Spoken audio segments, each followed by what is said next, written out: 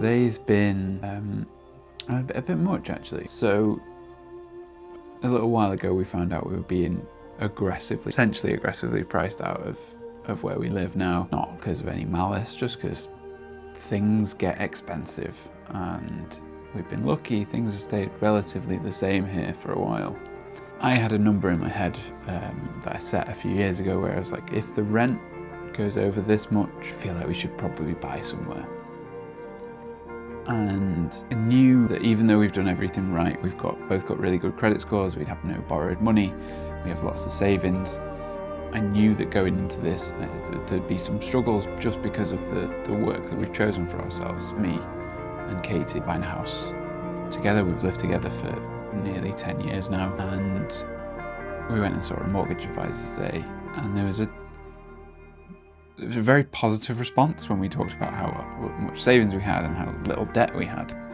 But when it came to our earnings, especially for me, because last year I had some time off. This video will explain it if you don't know. Because I had that time off, I had pretty poor earnings for last year. One of the things I had to do today was put together my tax return for that tax year. So it was all pretty much done.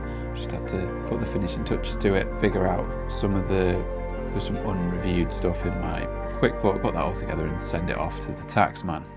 And I find that an emotionally exhausting thing to do anyway. For the last couple of years I've been doing this without an accountant, which is stupid, I think, but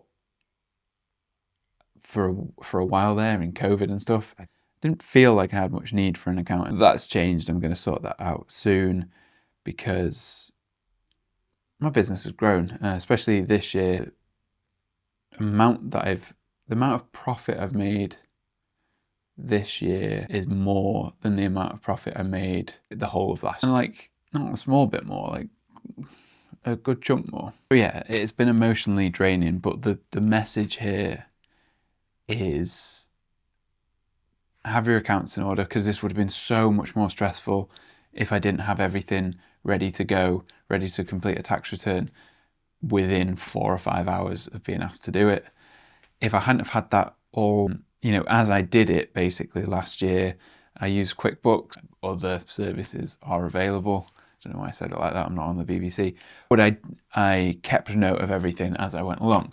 So that meant that today really was just going through and sanity checking some bits that I'd missed. There was a couple of purchases in January that for some reason I just hadn't flagged, hadn't said where they came from, where they were going, whatever. But other than that, it was ready to go. And I know a lot of people get to like January and they like panic and they've not done anything with it and they don't know where stuff is, and everything's in one place, everything's digitized, it's all ready to go. Super important.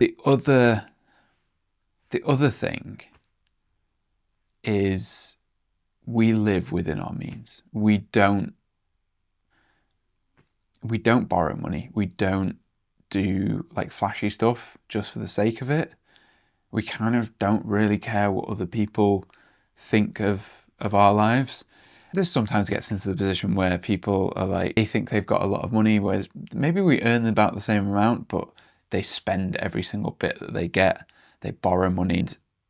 That can be really stressful in itself because you're kind of trying to keep up with some sort of perception, an imagined perception often that you think other people have created of you.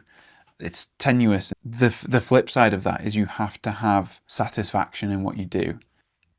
I think that is possibly why people go out and overspend and borrow money and spend more than they're earning. It is because maybe they're unfulfilled in some way. I find my job incredibly fulfilling.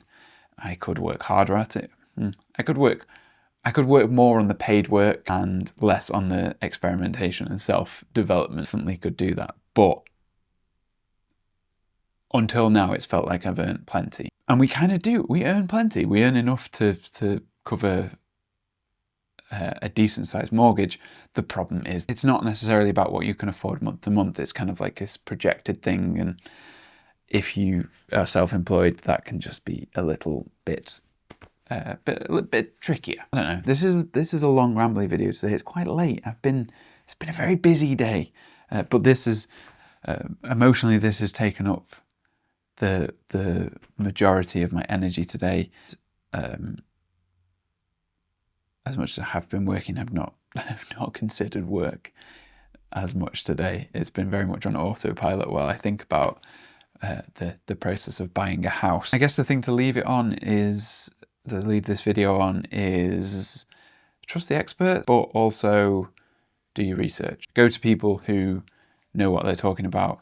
But if something doesn't feel right, fact check it, and don't be afraid to ask for a second opinion from somewhere else. Yeah, this is it's been another day's video. This is a very intimate real one though. Thank you for watching. I'll see you in the next one. Bye bye.